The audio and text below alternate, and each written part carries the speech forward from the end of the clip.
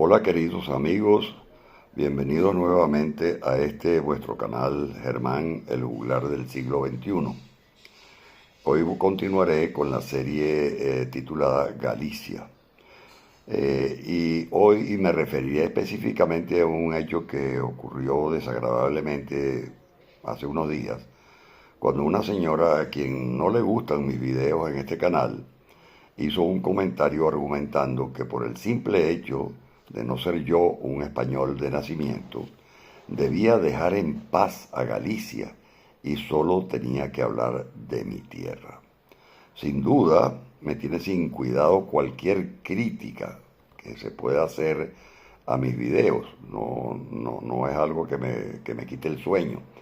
Pero ese tipo de xenofobia me resulta particularmente inaceptable, siendo además una expresión de odio punible según la ley española. Por eso creí conveniente ilustrar a este tipo de personas incultas y llenas de odio con un video sobre la ancestral relación que tiene las tierras gallegas con las tierras americanas.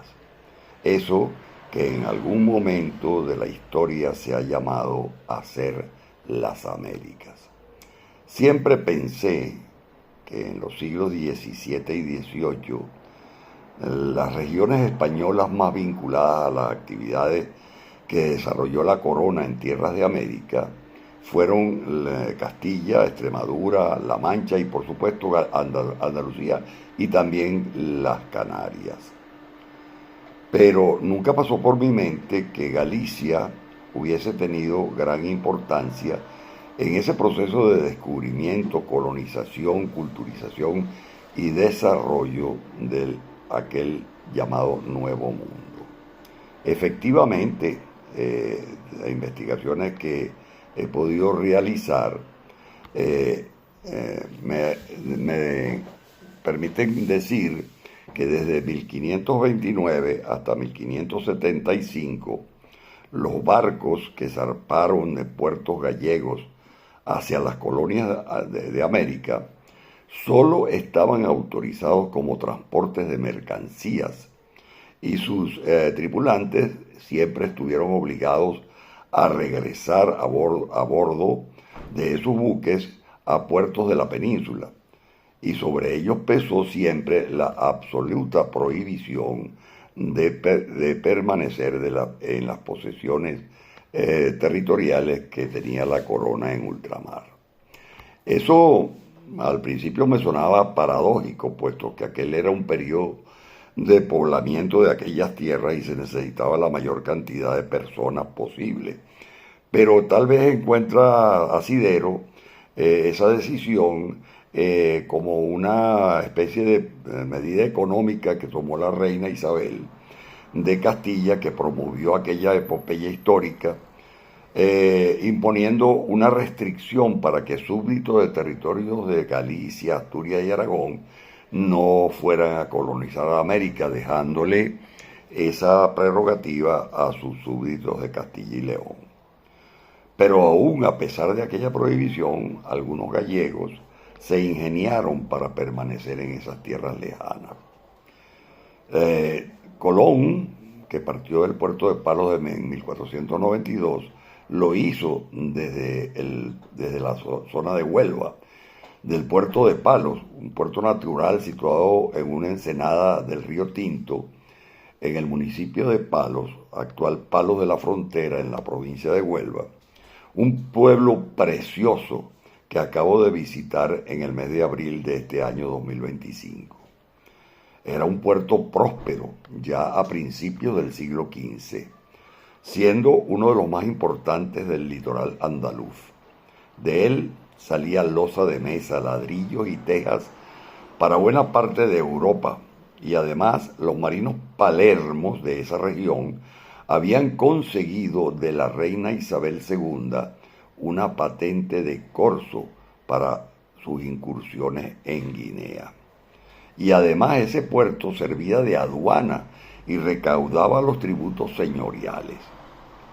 Hoy, lamentablemente, esa zona se encuentra totalmente cambiada pues a principios del siglo XVII el puerto quedó cubierto y sepultado por la erosión climatológica de la colina a cuyos pies se encontraba.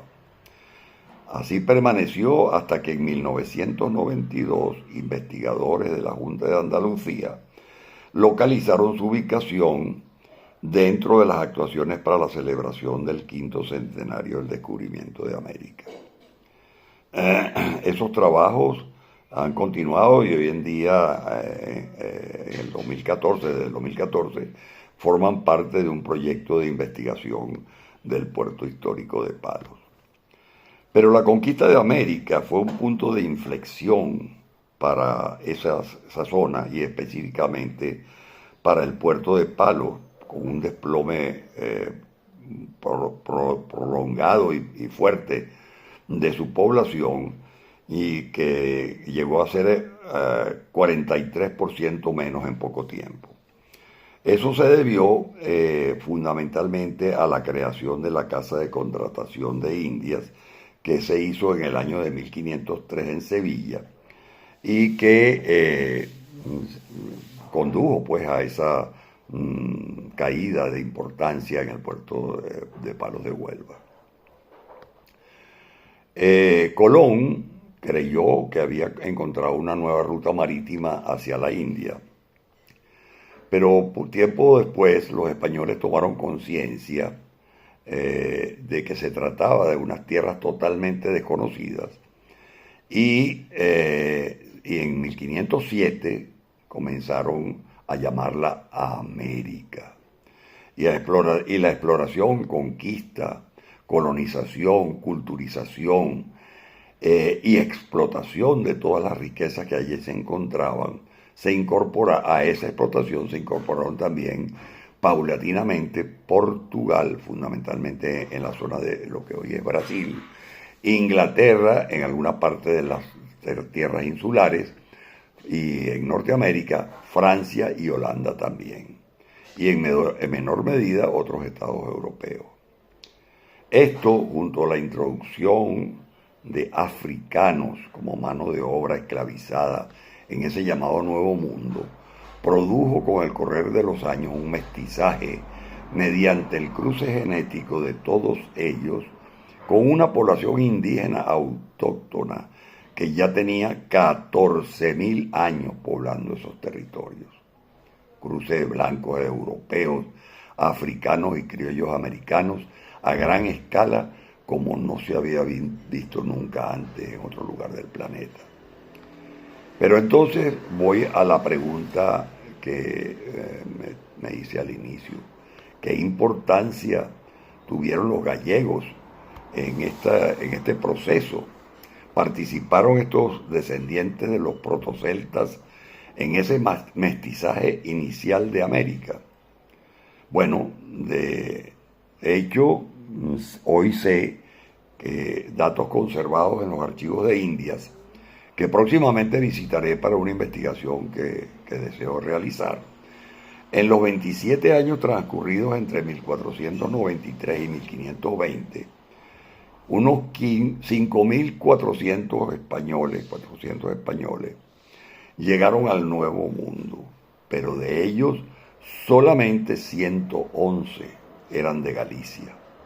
Además, se cree que ninguno de estos últimos era realmente colono, sino tal vez un marinero o tripulante de barco que circunstancialmente tuvo que desembarcarse y permanecer en tierras americanas de forma clandestina, por razones que es casi imposible determinar.